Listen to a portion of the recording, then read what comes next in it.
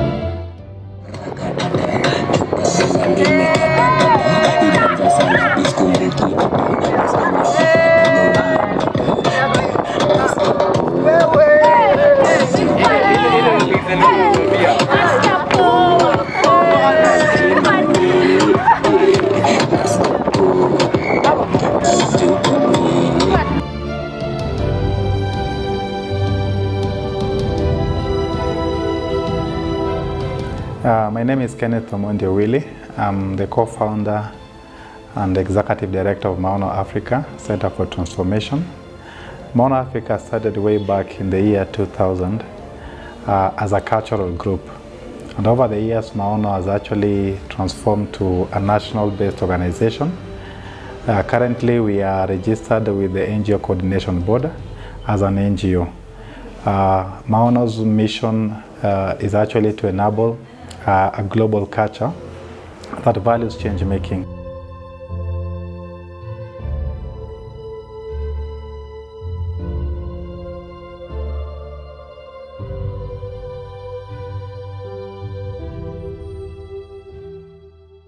Innovation and social entrepreneurship by reinventing the role of sports and art in addressing the social ills affecting young children and the youths in urban and peri-urban communities. Our motto is each one teach one, and it's actually inspired by the fact that we are based in an informal settlement, and we have formed a community whereby we're able to learn from one another. Some of the core values that we have is actually acronym of the word RISES, whereby it stands for responsive, integrity, community, equity, and social inclusions. We endeavor to include the wider segment of the community so as to be able to participate in some of the activities that we're doing. Maono Africa core values and are actually embedded to work, they guide us in ensuring that all our activities are actually guided by principles. The thematic areas that we engage in as an organization are actually in 5 categories. First, we have sports and art, which stand as a niche program of the organization. Sports and art, we are using it as a tool to bring about social change and social development.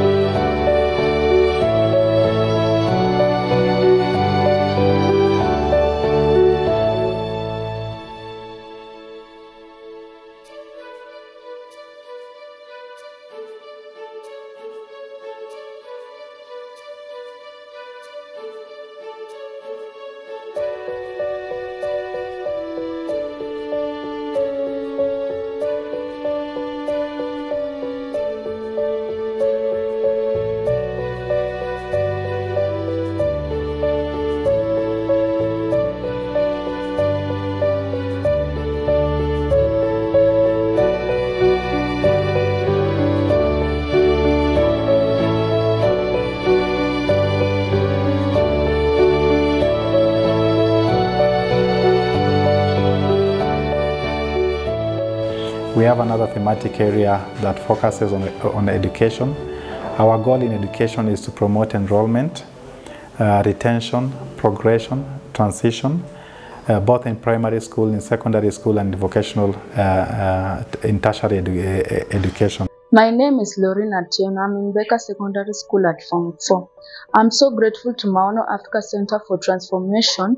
In previous times, I had the issue of being sent home because of fees, but now I'm grateful to Maono, and I'm able to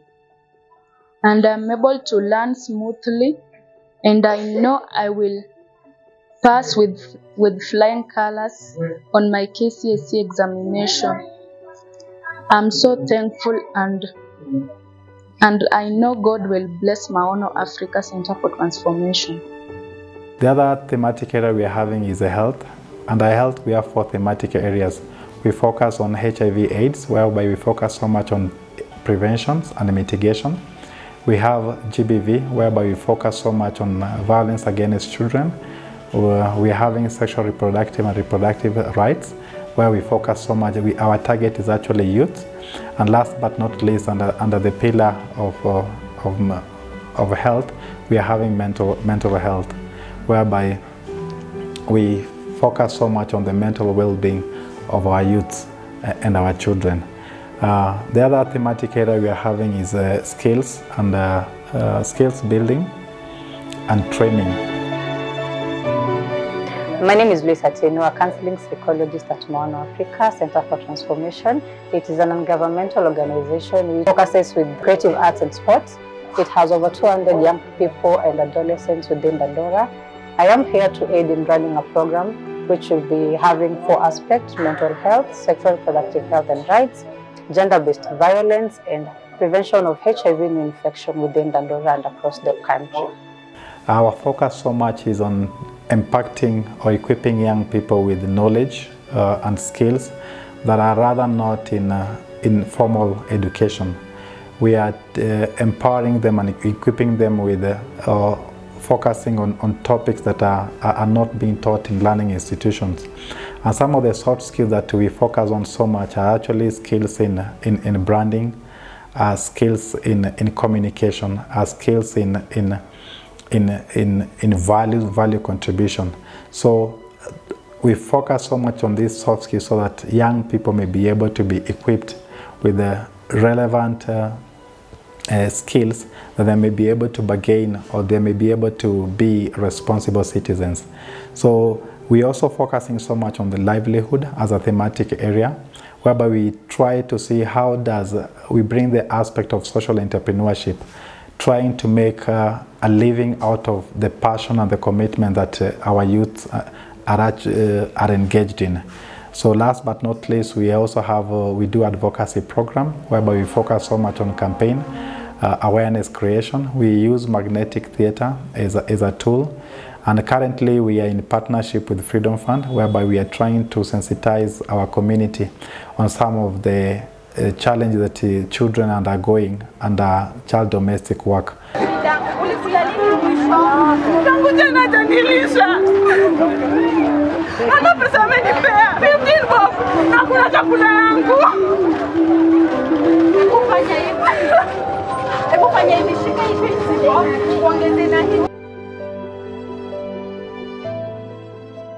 Focusing so much on their exploitation and abuse when they are actually employed as domestic workers.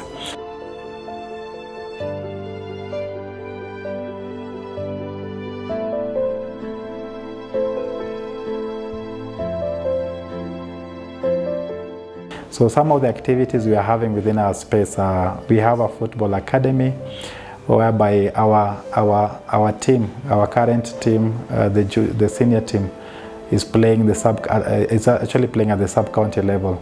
My name is Pius Keo Mutia. I'm the coach of Maono, Real Maono Academy. We are being there from 2003. Kwa majina zangu kamili naitwa Paul Motuko Motui. Jina ground naweza niita Sise. Niko Maono, mimi ndo captain senior team. Hapa Maono kuna categories tofauti. Kuna under 16 boys, under 15, under 14, 12, 10 category P.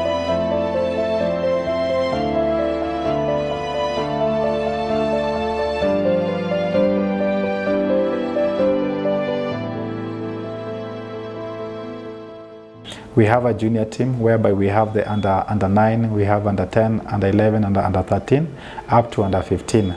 We are having dance classes. Dance tends to be the majority of the young people within our space. Kwa majina naitwa Ruth Umazi, nasomea Starlight Senior Academy High School iko Dandora. Mimi ni member wa Maono Africa Center of Transformation. Kwa hii Maono Center of Transformation tuko na madancers. Mimi ni mmoja wa madancers. Maono na dance crew yetu inaitwa Maono Summit Dancers. Tunakujanga during the weekends na vile shule imefungwa huwa tunakuja. Kiona hapa kuna wenye wanafanya training, kuna madem na kuna machali. Hii Maono Center of Africa Center of Transformation imetusaidia juu madem wana abstain, hawapati kwa na ball, maboys wana avoid drugs, na tunashukuru sana Maono Africa Center for Transformation kutufungulia hii space kama dancers na hata mafootballers na wengine.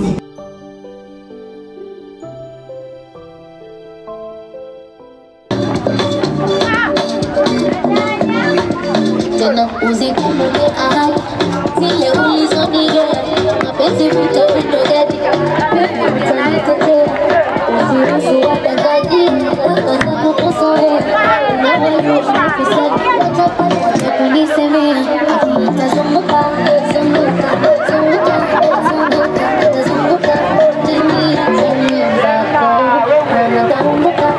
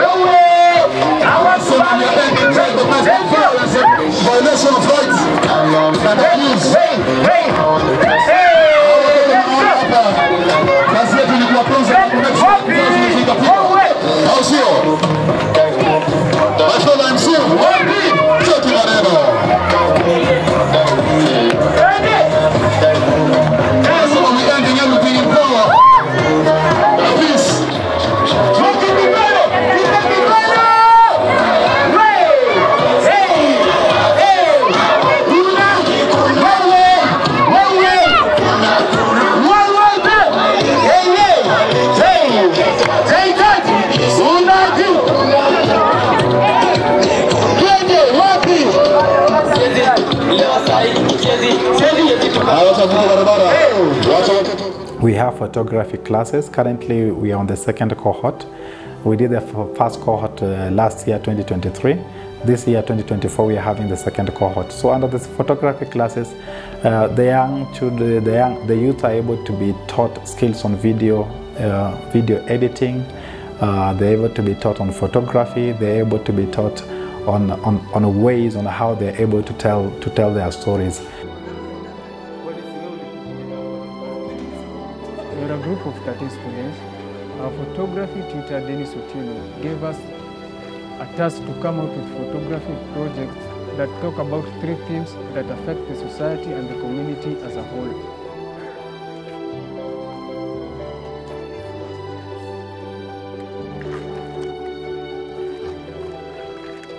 As a photography class, we came up with 3 themes, and one of the main themes was about environmental pollutions. Since where we come from in Dandora hosts the largest dam site in East Africa, and we felt this is something that affects us directly. So your shot yako inafaa kuwa portrait ama landscape?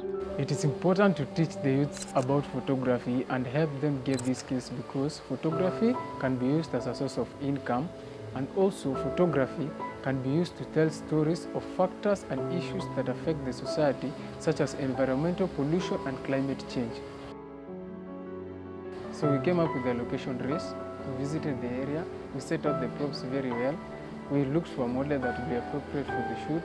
The location was very nice. It suited the theme that we were speaking about. It had few plastics. There was a little bit of smoke coming from there. The image stood out, and clearly the picture of environmental pollution was clearly brought out.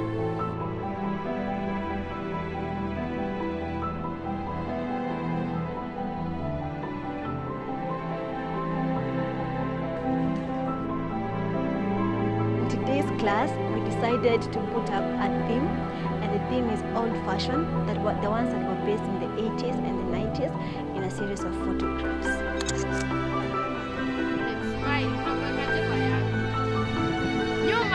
Throughout the photography classes, my main challenge has been navigating through the camera settings because we have been exposed to different cameras. Skills nimelearn naweza tumia kushoot new dance steps as I'm passionate in dancing. Same I can empower other youth mwenye wanaweza feel like joining ama learn more about photography. Yeah.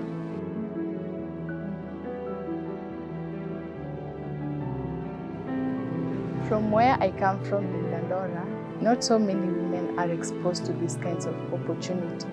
And with the skills that I learned from this class, I intend to use them to tell stories for women in Dandora and also be able to get job opportunities at a professional level. The involvement of women in media gives us a voice in communities where we are unheard.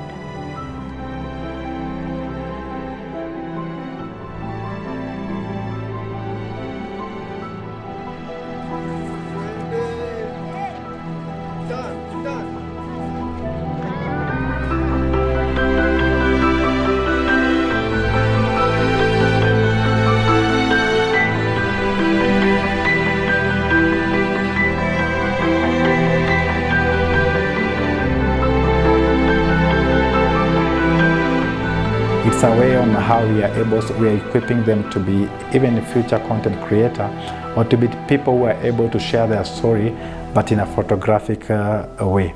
We're having classes on karate, we are having classes on visual arts. If you're able to walk within our space, you'll be able to see how the graffiti, the paintings that are around our space. And that is actually being done none other than the youth that you're having within our space. We are coming up with a music class. We also have a podcast whereby currently we are doing 17 sessions so far that we have done. Before even we get to the forms of GBV, because we tend to confuse hapa kwa types and forms. Yeah. Oh, great question. Maybe we can just have a definition of the GBV first. And for me, define GBV as any form of harm subjected to an individual based on gender. It can, or sexual orientation. It can be sexual, physical, or psychological.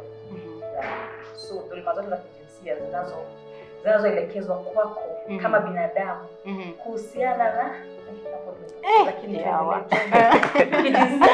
anyway, so psychological and emotional are together. Kind of. Yeah. Emotional GBV, psychological GBV, emotional based feeling, psychological based on the psych. So they have a thick line, but you can just have them together for now. But we have an episode on that to expound on the forms of GBV in our next series. Okay. Yeah. So, tumeongea kuhusu types. Himself.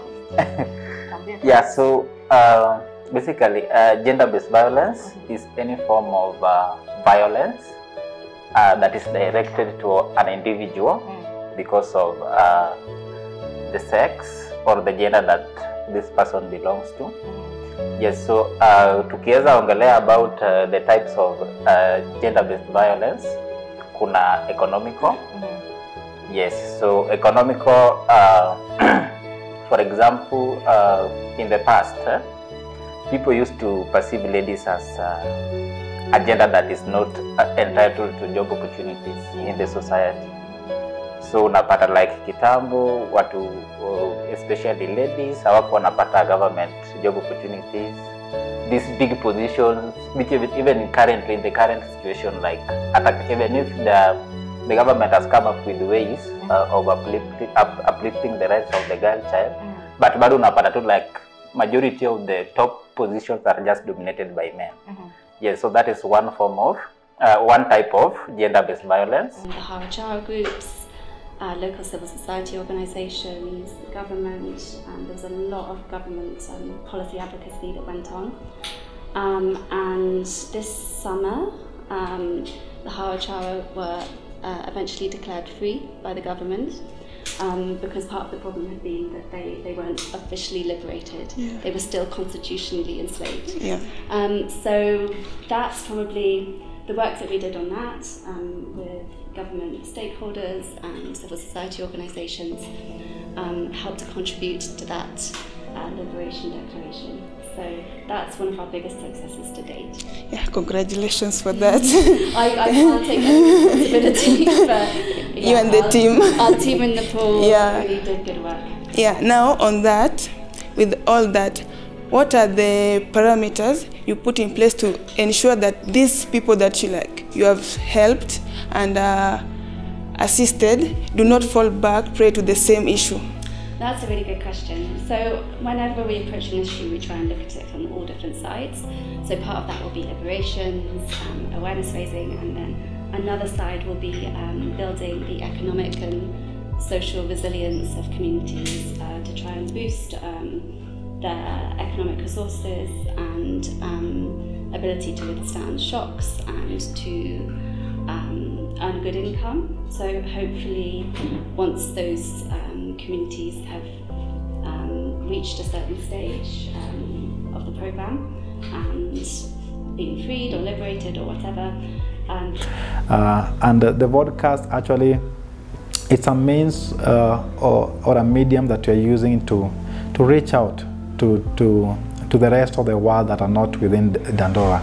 And we've been able to talk about various issues that are affecting young people. We have been talking on the campaign that we have been doing with our partner Freedom Fund. We have been talking we have also been talking about issues that are affecting the local community, together with our partner organization like Dandora Justice Community, whereby they've been talking so much on issues that affects the livelihood of the society. We have been talking about issues of GVB and the issues of sexual reproductive health. So through the podcast, we have been able to reach the other part of the world that we are not in direct contact with. So we are also having activities on community outreaches, whereby we are able to use dance, we are able to use football to reach out or to bring out campaigns using those mediums. So last but not least, we're also having a theatre team. So that through the theatre team, we have the magnetic theatre as a means of reaching out to the community.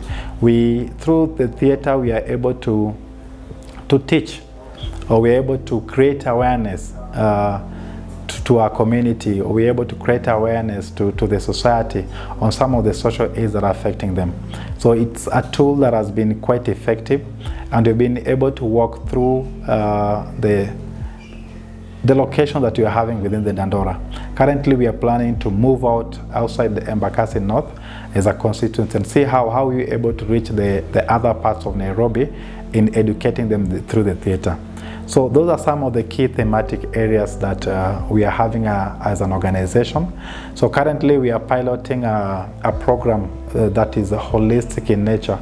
And the program, we have actually dubbed it the 1 year Maono experience. The 1 year Maono experience is actually a social transformation program, which encompasses having a young person enter through the first month, then is able to be taken through the 12th month. So it's a whole series of engagement of young people. In between, there is a lot of skills building.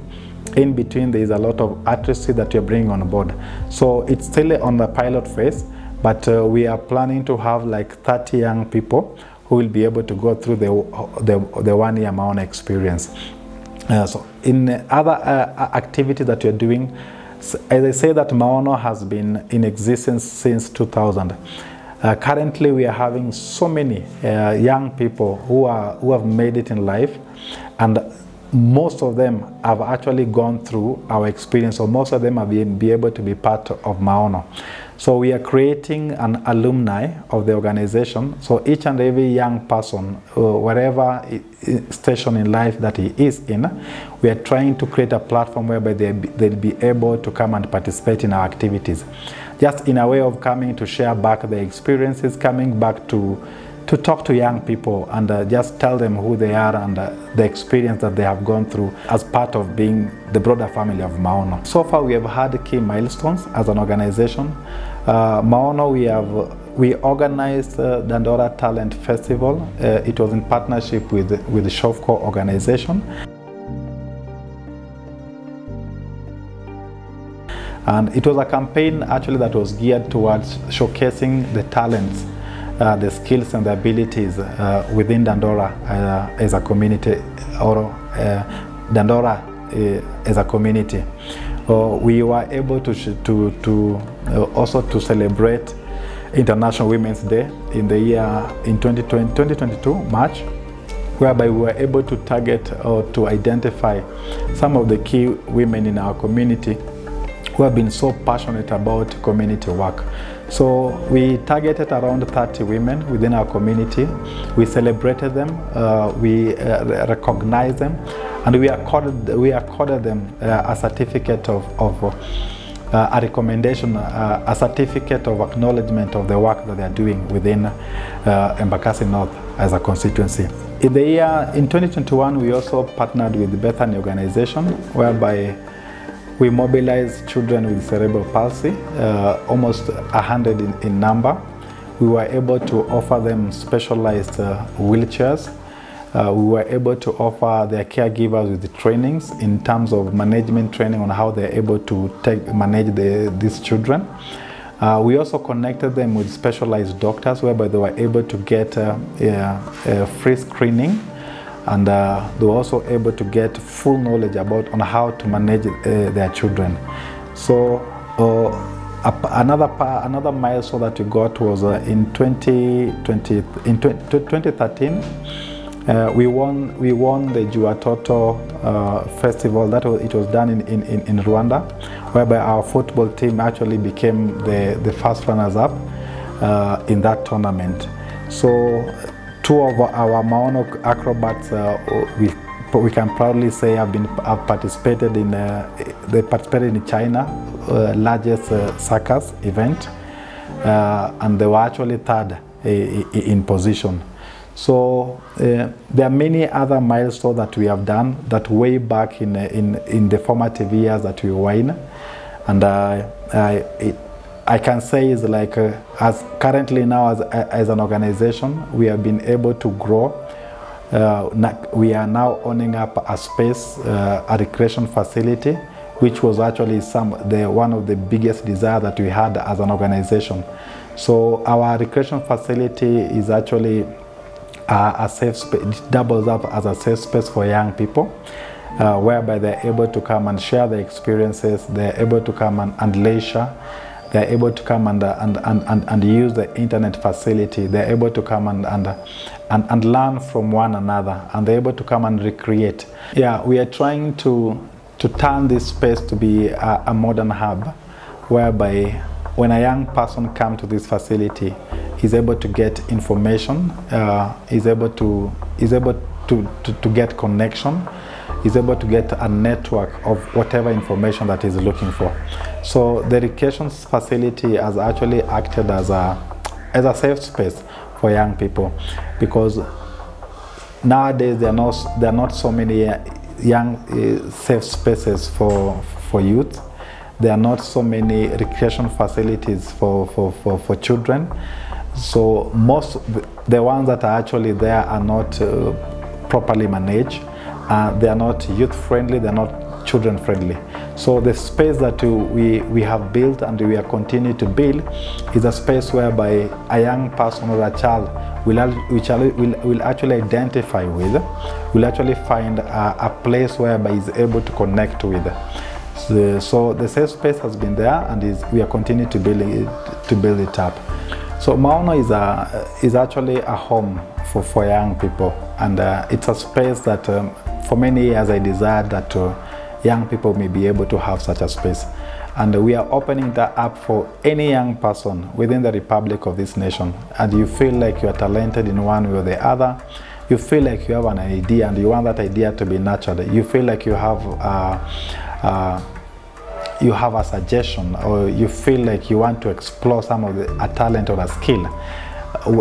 We extend our invite to you. This is the place that you should be. This is the home for you. So as I finish up, I welcome you to Maono Africa Center for Transformation. Feel welcomed.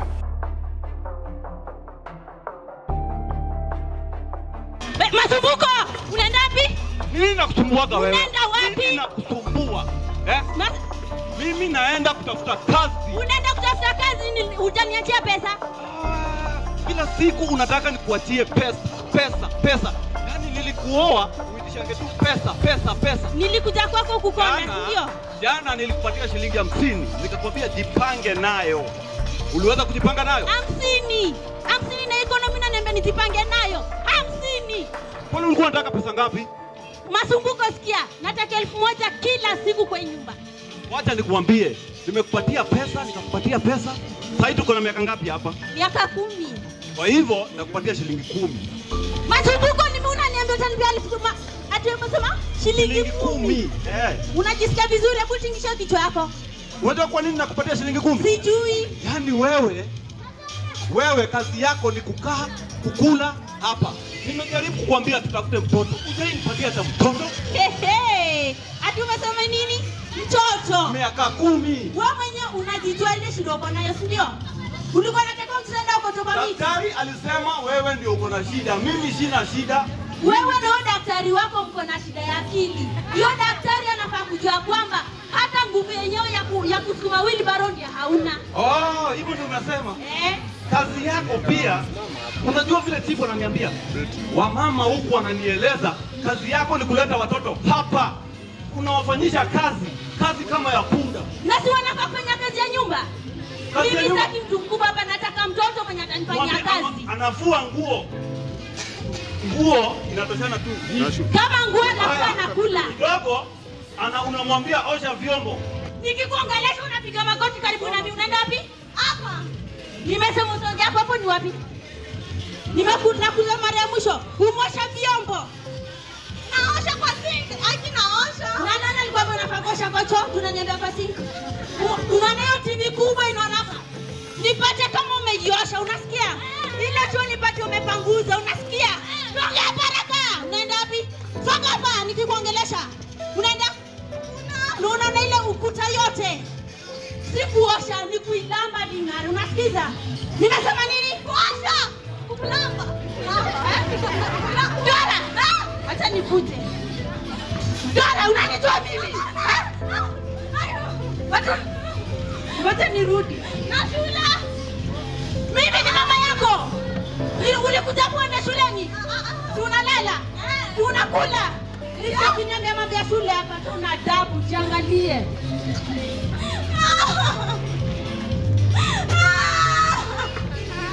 Nimechoka kufanyishwa kazi kama umbwa. Nimechoka, punda amechoka. Nilitoka kwetu nikijua na kuja kufanyishwa shule. Nimekuja kuwa mfanyikazi, nimechoka. Hii ni maisha gani? Nataka kuenda shule nisome, nisaidie wazazi. Sikufanyishwa kazi kama punda, mimi nimechoka.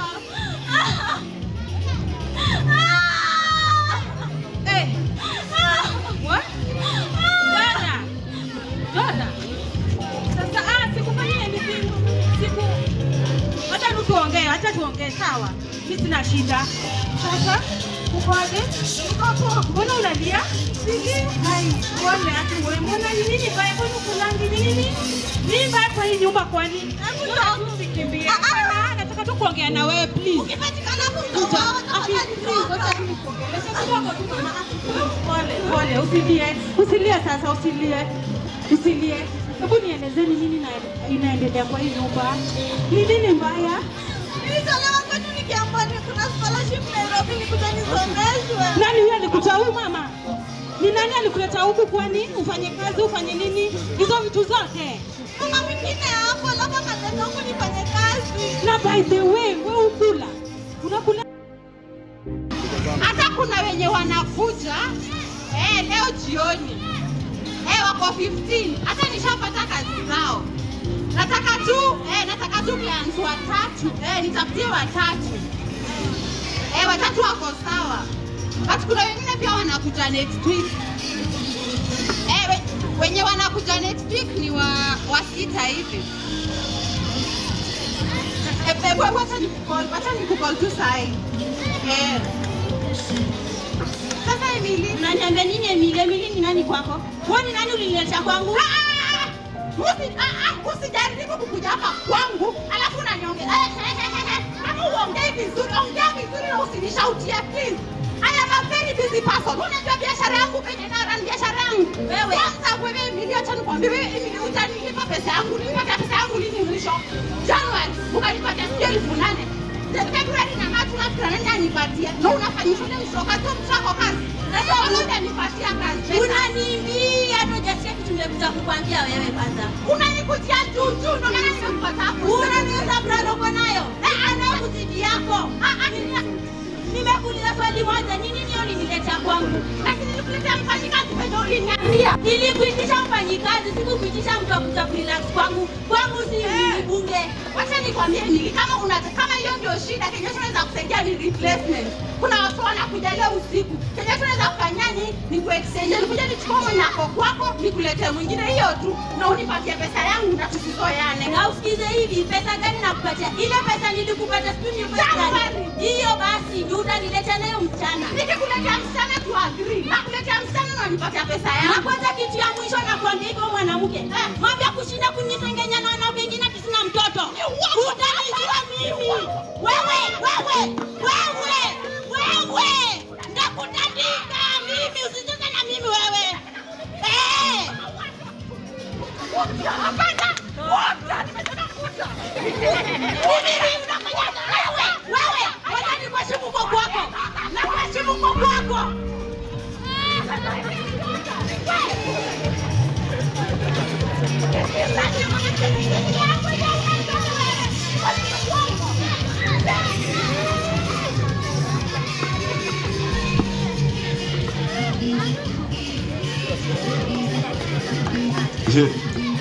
Yaani katika hii community mimi nimekaa nikifikiria nikiwaza. Mimi nimekuwa OCS katika hii mtaa ya Dandora miaka mingi sana. Lakini hizi kesi ambazo nazipokea hapa ni kesi ambazo zimenishinda hata mimi na nguvu. Watoto wanasafirishwa, wanaletwa huku, wanafanyishwa kazi, nikijaribu kupitisha kesi mbele, kesi haifiki. Kopro Kauma, kuja hapa. Kopro. Umesikia zile kesi ambazo zinaendelea katika hii mtaa? Yes sir. Umesikia kesi kama gani? Kesi watoto wanatolewa nyumbani wanakuja kufanyishwa kazi. Na umechukua hatua gani kama kopro? Nilikuwa na ngoja nipatie hatua mkubwa. Unangoja nikupatie the way forward? Yes sir. Kwani kazi yako ni nini? Kazi yangu ni kulinda wananchi. Ni kulinda wananchi. Mbona hawa watoto walindi? Sasa nimepokea kesi ambayo inasema kwamba kuna mama anajulikana kama Emily. Anatesa watoto, anawaleta na kuna mwingine pia anawaleta, anawanunua huko, anawaleta huko, anakula pesa na nimepata mahali penye wako. Sasa wewe, enda ukajaze gari mafuta, tunatoka sasa hivi. Sawa sawa? Sawa kubwa. Yes sir. Kapia, potea. So, kesi kama hizi raia mnazisikiaga? Hizi kesi mnazisikia? Na mnachukua hatua gani? So leo nimekuja ili tuweze kuchukua hatua kusaidia hawa watoto. Sawa sawa? Wacha nikachukue gari tukakamate hawa watu.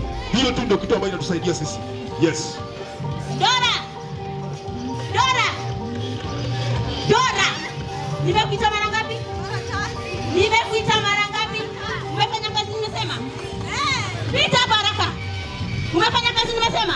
Umeosha ukuta? Umelamba umeosha nilisemaje? Ndio unaniambia umeosha? Umeosha vyombo? Nimeng'ara kuzama na mimi. Asubuhi nyumba sio. Baraka. Unafanya mambo na sikuwa wazimu kwa nyumba. Umenifanya nyumba nimekuwa wazimu juu yako. Mama na pole. Unaambia nani pole? Mimi mama yako. Atulienda kuambia watu unataka kwenda shule. Hakuna mtu niliambia, hakuna. Uliambia watu unataka kwenda shule, unataka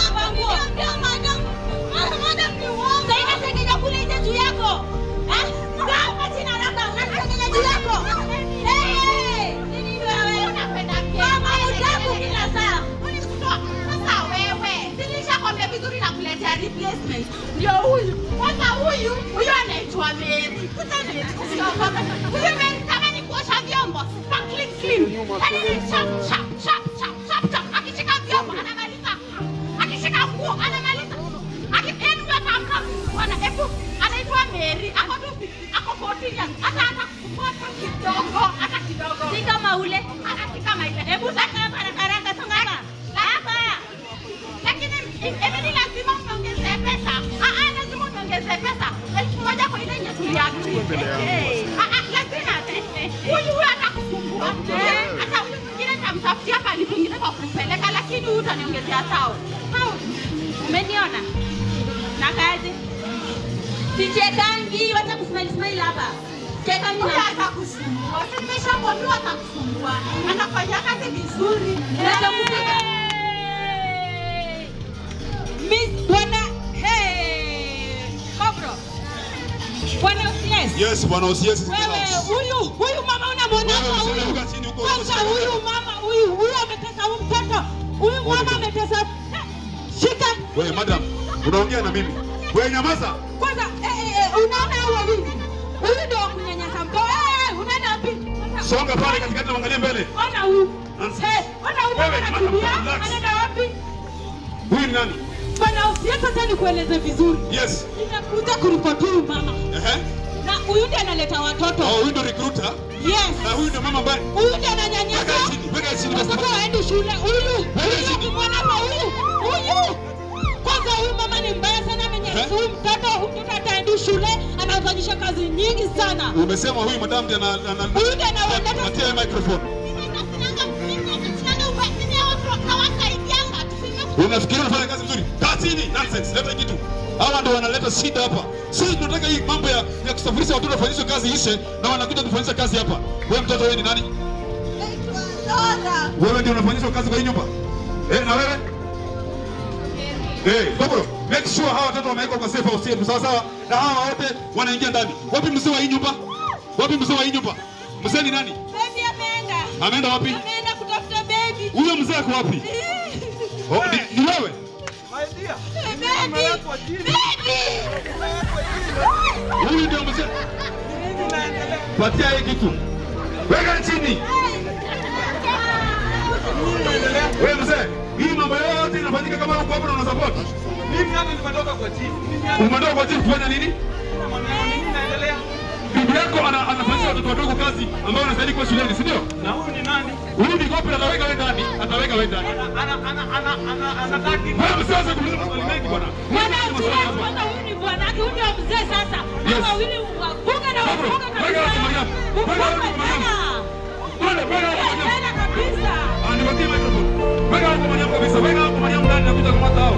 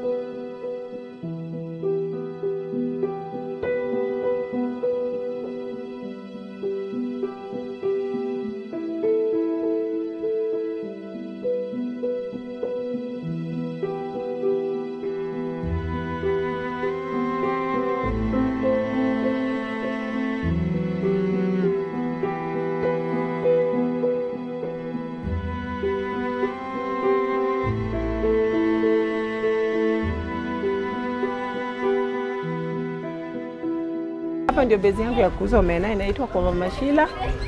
Alafu saa ya kukuja na kujanga asubuhi from saa 4 na peak hours saa mzuri ya kuuza is early lunch from saa 5 to saa 8, then we relax kidogo, tena from 5 to 10 p.m. kununua sapa.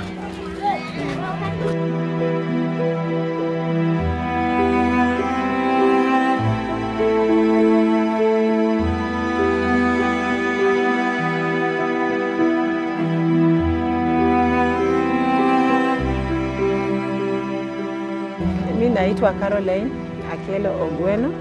Mimi naishi Dandora Phase 4 Power Line. And I'm mama ya watoto watano. And I met Maono through my niece, who was in Ushirika Secondary School in Form 1. And I had a problem with paying her school fees, then we were referred to Maono. That's when I got to know of Maono.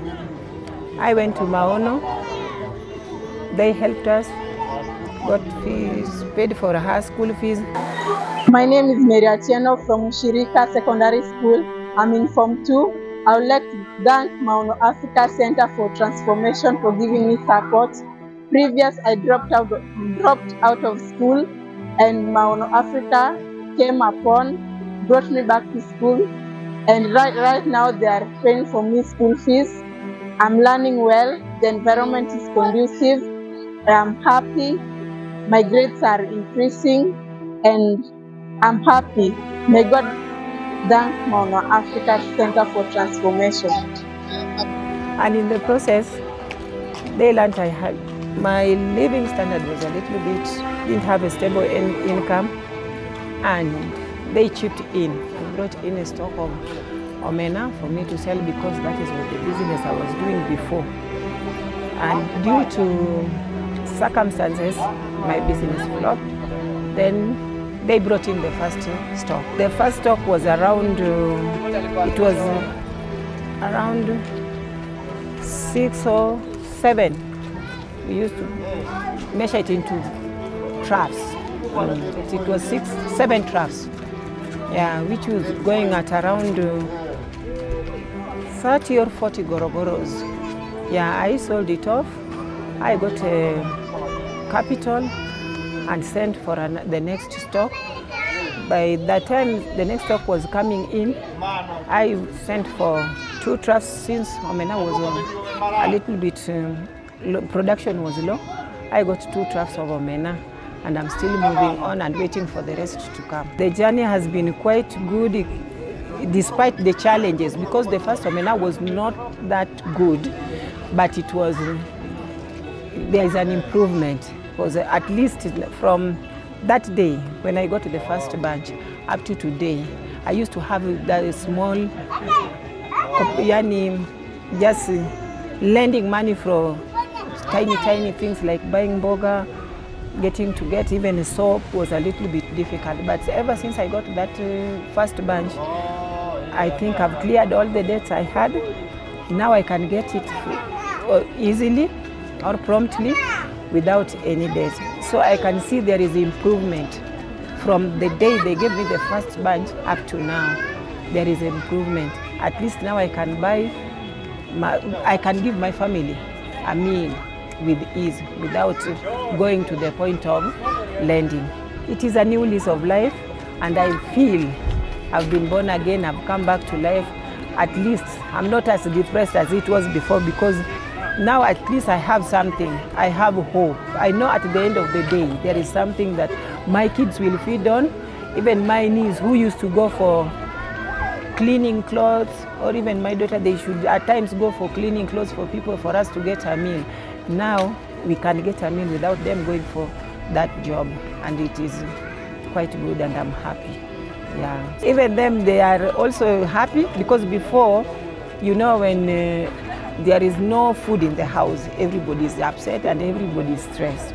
So now when they know, even at the end of the day, we can have our breakfast, we can have our lunch, and supper we can also have a meal. So it means we can have 3 meals in a day with ease. Yeah, without any problem, without any depression, without going to ask for people for help, calling people to help us, or lending money from the neighbors. Yeah, it has been good. Yeah, and we feel alive again. Yes, now I can see she's more responsible than before. Because before she used to go to school, sent back home, going to school, being sent back home. That was a little bit depressing. And she was almost giving up. And there was a time she told me she wanted just to stay at home and help me in getting the family food. But ever since Maono paid her school fee, now she's back in school and she's back alive. And she's doing good. I can now see she's programmed herself. She knows what to do next. Yeah, there is that program in her life that has changed a lot. Yeah. How will they consign me? How will they consign me? I don't know. Problem in no the finish you. It choke you. Sapana, be the best friend. No, say you don't know. Problem in no the finish. We could try to enjoy. Wahala in no the finish. We could try to enjoy. Sekata kata uru no the finish. We could try to enjoy. Problem in no the finish. So we could try to enjoy.